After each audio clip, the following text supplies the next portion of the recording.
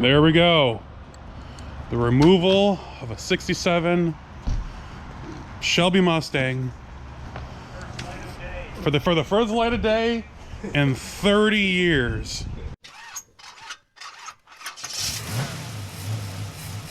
All right, my name is Brian Stiles, and today I'm here with Reggie. Reggie reached out to us over at the Shelby Research Group because in his garage here, we hope to find a 67 Shelby GT500 that has been in this garage for over 30 years. Reggie, why don't you tell us a little bit about the story? I mean, this car, you've been taking care of it a long time? Well, actually, I've not been taking care of it. This car has belonged to my brother-in-law, Mr. Bobby Rogers. Bobby has owned this car, probably since, I would say, maybe the 70s, late 70s, early 80s. But he's had it for quite a while, and it's been here now at this present location for in excess of 30 years, undriven. Okay, so it's what we would typically call barn fresh or garage fresh. My understanding is that you've cleared some of the clutter off the car, but otherwise it's preserved in the position it's been in for quite some time. Yeah, it was quite a bit of clutter, if you would say. Needless to say, over the years, the car's not been driven. It's kind of served as a storage area, a collecting area for all kinds of various items, be it mats, bags, or whatever. And consequently, it has fallen into some level of decay. But otherwise, it's not been driven. It hasn't been started in over 30 plus years. My brother-in-law it's been about 6 years ago, passed away. And unfortunately, we could not find any title, any registration, or anything like that to try to get the car moved into his son's name, who he had committed to giving it to. And so we're just trying to be able to get some type of legal papers, title, registration, and that kind of thing in order to convey the title to him. And what his intentions are, I'm quite not sure. He's kind of, I think, leaning between restoring it himself or possibly selling it. Okay. But that's cool that you guys had the forethought to keep it. You knew it was something rare and desirable in theory. Yeah, it's very rare, and it's somewhat sentimental for him, that is my nephew, because it belonged to his father. His father owned it. It was his father's, I guess you would say, one of his passions, his toys at the time. And because it was close to his father, it's close to him, but yet, like I said, I'm not sure if he wants to part with it. Yeah. That's okay. Especially, he and his father were very close. And what can I say? Yeah, I gotcha. And I believe the reason that you found us over with our online research is because you couldn't find the Shelby VIN on the car. That's correct. And so you're really not sure if this is a real Shelby. There's technically at this point you haven't been able to authenticate it. I can't authenticate it. Actually, I've had a certified appraiser come out, and he looked it over, and he couldn't verify the number on the vehicle was an actual Shelby number. What he could certify was that it was a Ford. It was a Ford vehicle from that line, that Mustang line of vehicles. We did have an officer from the police department come out to do the certification in order for us to get the title with the Department of Motor Vehicles. And the police officer, he looked it over and he just essentially wrote the number down that was on the door, which Brian brought to my attention later was not actually a Shelby VIN number. But I think you said it was a... Yeah, the door tag that you sent the picture of happened to be a Dearborn built coupe. And we're hoping that this would be a San Jose built fastback. Yeah. So yeah, pretty sure the door has been replaced. And I think you sent about a total of 3 or 4 pictures. So this is going to be an exciting time. Our goal today is just to authenticate this car, as Reggie said. Let's figure out what we've got and then figure out what the family wants to do with it. So I'm really looking forward to seeing this thing in person. What do you say we open up the garage? Alrighty. I say we can do that. And one of the things that makes it so special and unique to us is the fact that it, as I indicated earlier, it did belong to my brother-in-law, who was a founding member of the Miracles, Bobby Rogers. Wow. Okay. Bobby, along with Smokey, Ron White, Pete Moore, and Claudette Rogers, founded the Miracles. Okay. And this was his vehicle for so many years. Oh wow. So there's more to it, and hopefully we can continue to peel back the layers and find Absolutely. tell more of the story. Fantastic. That's awesome. That's big. That's some Detroit heritage there. Yeah. I love it. All right, sir, go right ahead. Open that door.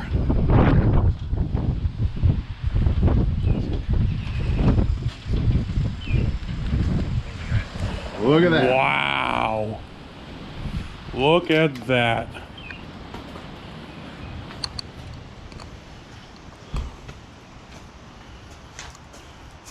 Sure does look like a car.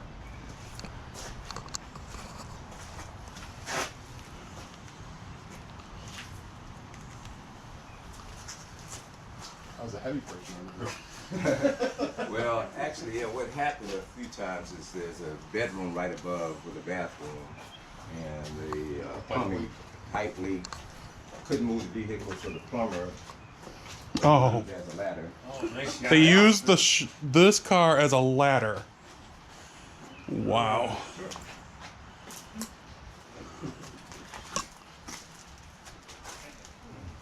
Wow. Is that a hint?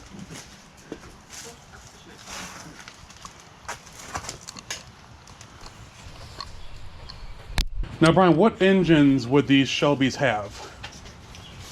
Well, there were two models. There was a GT350 with your Hypo 289, and then there'd be the GT500 with your 428 Special Interceptor, as it was called. Yep. And this one looks so it's a GT500, so it should have the bigger engine in it. This is a dual quad GT500. Yes, it is. We've obviously we see the Shelby valve covers, and we see the Ford air cleaner cover. So that's not a Shelby air cleaner cover. It's on backwards right now, but it certainly could be an very early car air cleaner, which would be a discrepancy with the later car outboard style high beams. Because the early 67 Shelbys had the inboard lights, while the later ones for better cooling went outboard. Correct. You can see when they pushed them to the outsides, you actually had airflow going to the radiator. Who knew you wanted to, have airflow to the radiator? Yeah, who knew? Powered disc brakes. You said that was standard on these. And Absolutely. Yeah, just looking under the hood here, and George, Nick, feel free to chime in with us here. But just looking under the hood, you've also got another important Shelby signature feature, which is the export brace going from the shock towers to the firewall. That was standard on all Shelbys, regardless of the engine, and this car has it. So that's a good sign as well. And the Shelby VIN usually is right in this area, but we can see that It would have been right here, a VIN plate riveted on. We can actually try and look up underneath once we get it out. but into the light, unfortunately, perhaps. there's been some repair work done. Here, Here. yeah, a bunch of welds over here.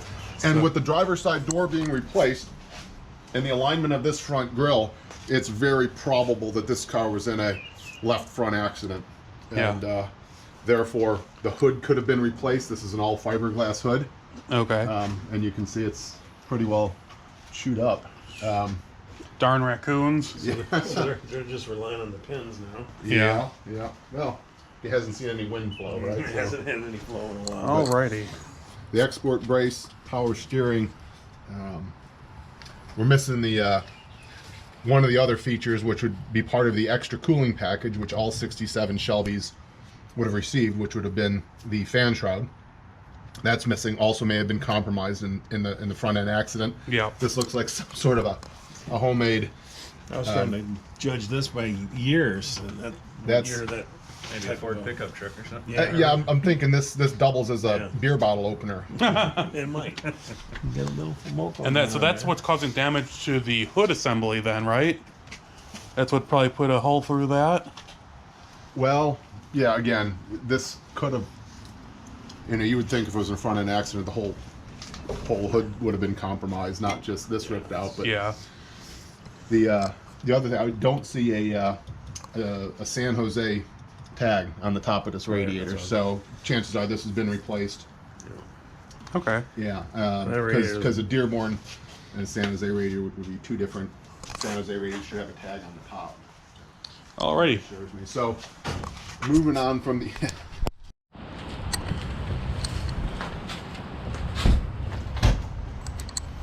Here we are going to pull the Mustang out of the garage where it's been sitting for 30 or 40 years.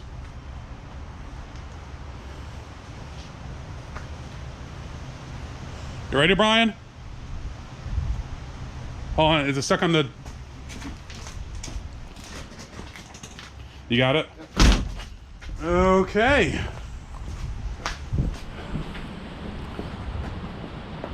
Good to go. Alright.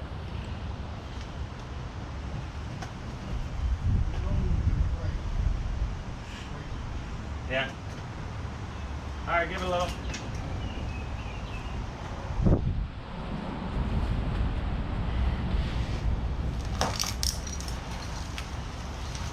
That one.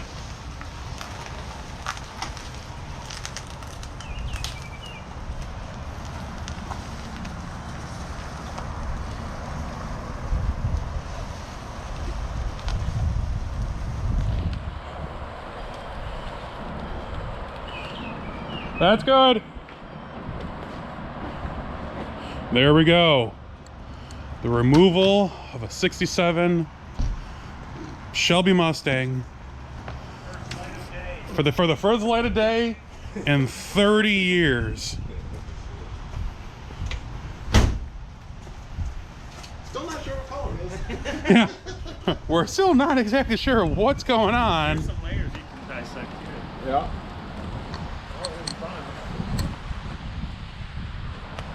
Look at those tires. Look at the spots on the tires from where they've been sitting flat for so long. The back tires are like new.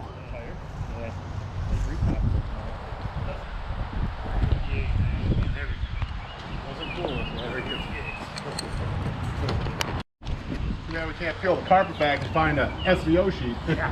That'd be. Pull the sills off to see what. See if you can find a color under there. Well, they've been replaced, so it's possible they painted under them. Yeah, here's the interior with the roll bar. I say if we can pop the trunk, we'll probably find stuff under the header and stuff in the trunk.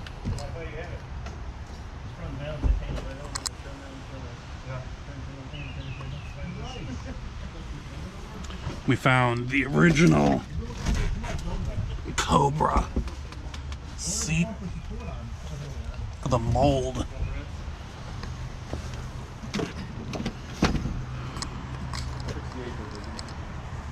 You see in the scoops are the original brake holes. You got a screwdriver for the see if we can pop that trunk? And then walk around here. Look at those tires. Oh, they're the real early BF Goodrich ones Are they? with the small lettering. Oh, here we go. Here, do you need a...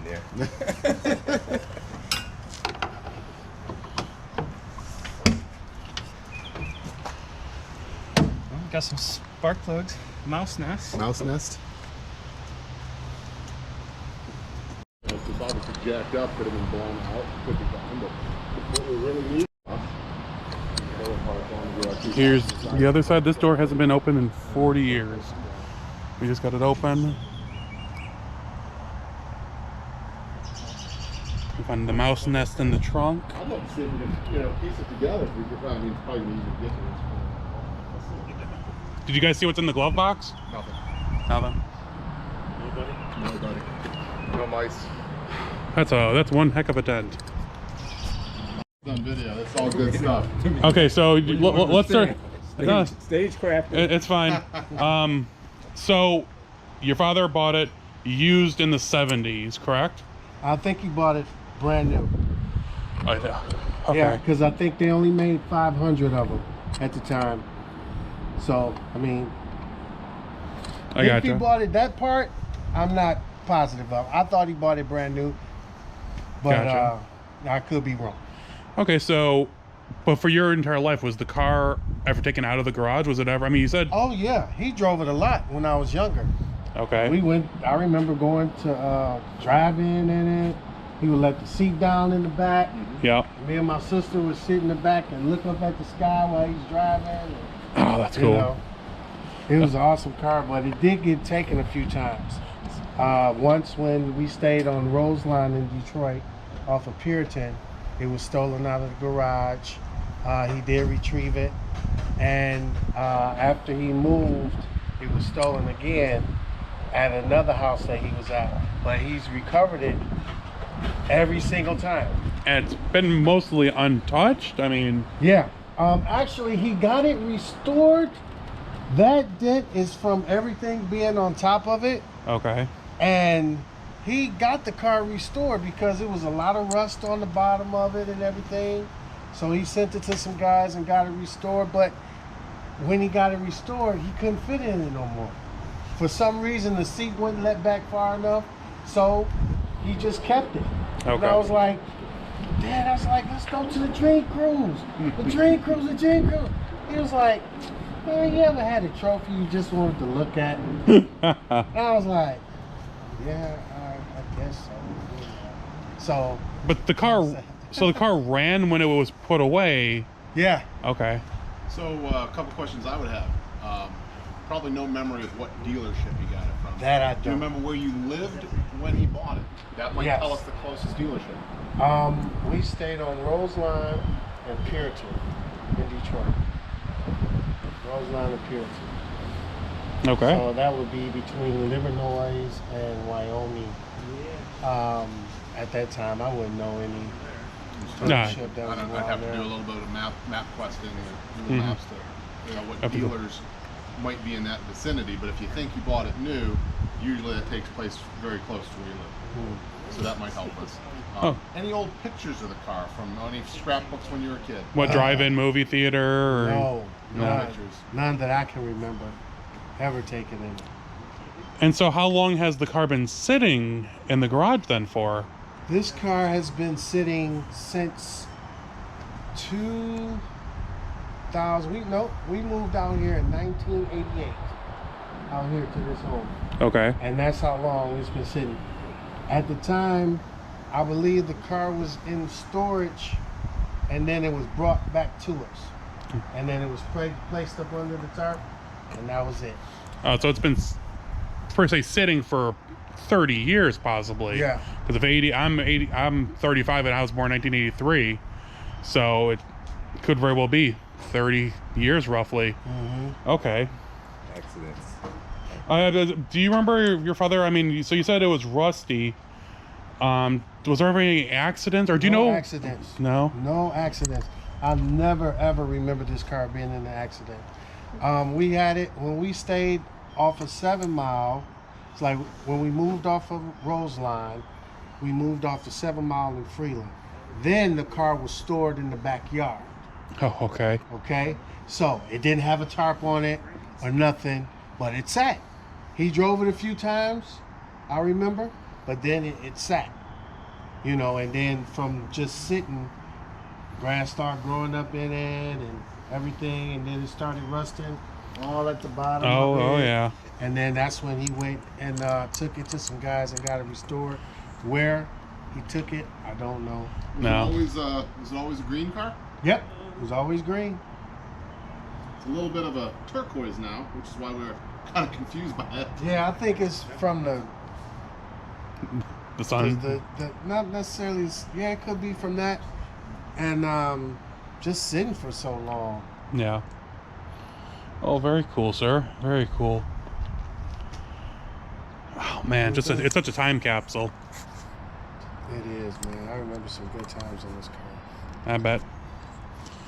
I bet. I mean, are there any drive-in movie theaters around Detroit anymore? Or? Yeah, it's one. Actually, the one we went to, it's on Wyoming and Ford Road. It's the only one that's still left. Is it? In the city? Yeah, I believe so. It's one of few in the country. Shelby's, they didn't put the emblem on. We didn't put anything on. Right, they just left it like that, like these lines just ended. But this car, being a later car, would have the Cobra air cleaner, absolutely.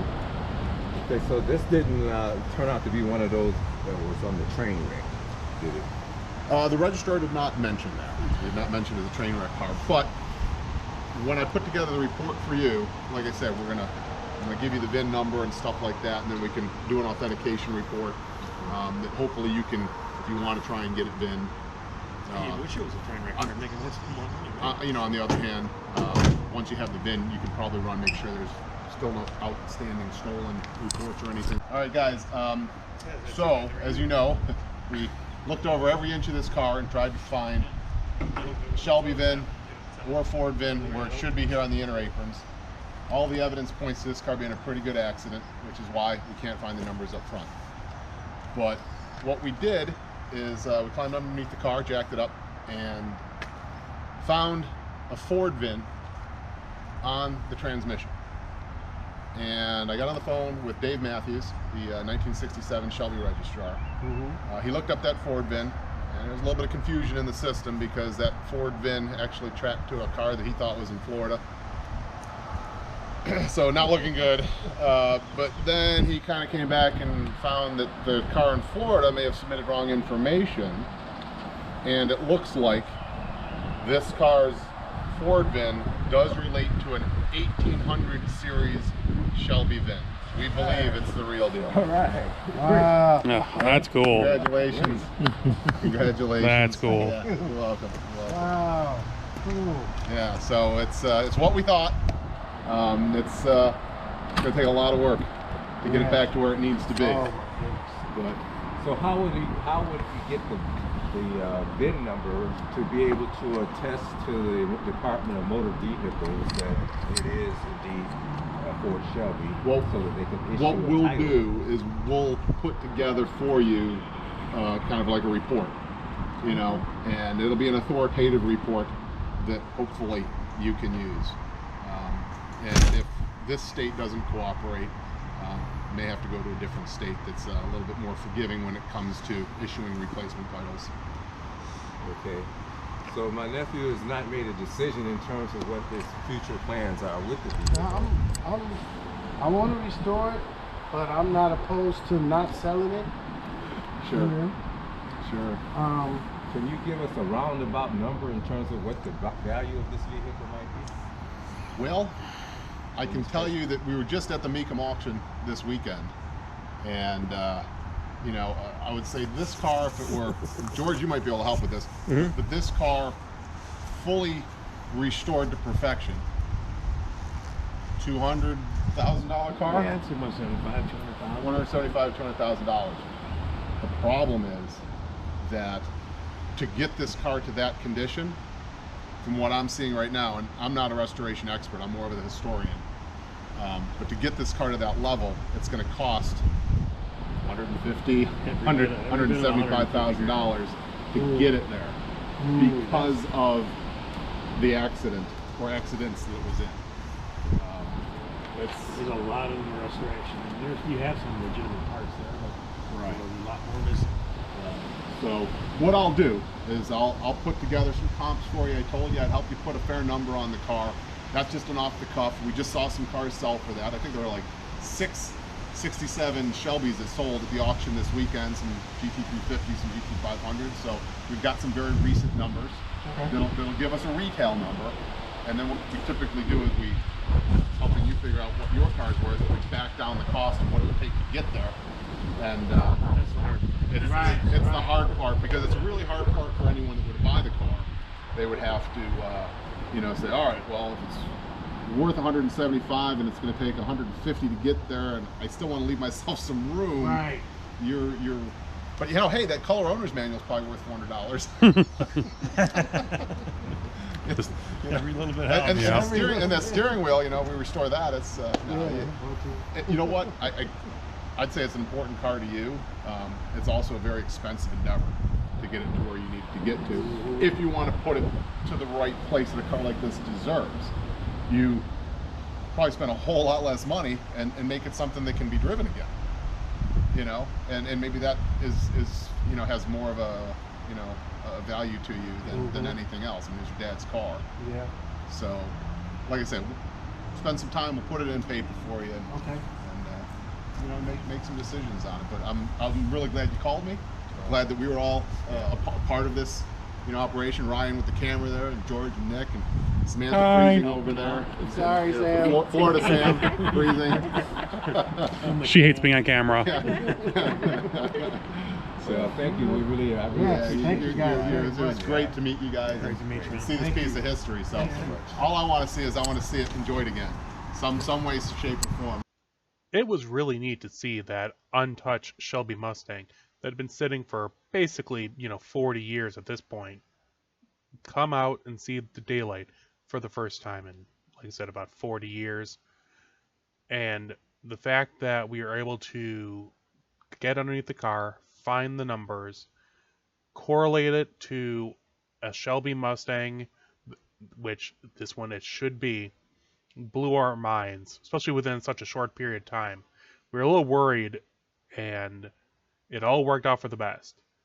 After we put the car back in the garage, after we aired up the tires and made sure it moved, the Shelby Research Group was able to connect with the owners of this car and move it on to a guy who would do the restoration. Because when you look at it in some of the pictures, you'll see it's kind of shaped like a banana. And the reason is when they restored the car, they brazed the actual body back together with brass rod. And if you look in some of the pictures, you see actually it's shiny at where it comes together. But it was being restored, and hopefully we'll see it here in the future at probably McCacken. Hey everyone, I just wanted to do a quick video before I freeze to death because it's like 2 degrees out right now and I'm in the garage and I have no insulation or heat, so fun stuff to say the least. But I hope you guys enjoyed that little video of the Shelby Mustang. It was definitely really cool to see and do and be involved with. I want to thank the Shelby Research Group for inviting me along to document the car and the whole experience. The car did get sold and it moved on to an owner. Unfortunately, that owner passed away, and then I lost track of the car. So I'm not exactly sure where it's at right now, but it was in the process of being restored because it did turn out to be a completely numbers matching 67 Shelby GT500. So plenty of cool stuff coming up. So don't forget to share, like, and subscribe this video. That way I can keep on doing it and keep on staying out of trouble. I'm in the garage getting ready to go to Arkansas on another adventure. So I'm sure you guys will be seeing a video from that here sooner rather than later. Take care.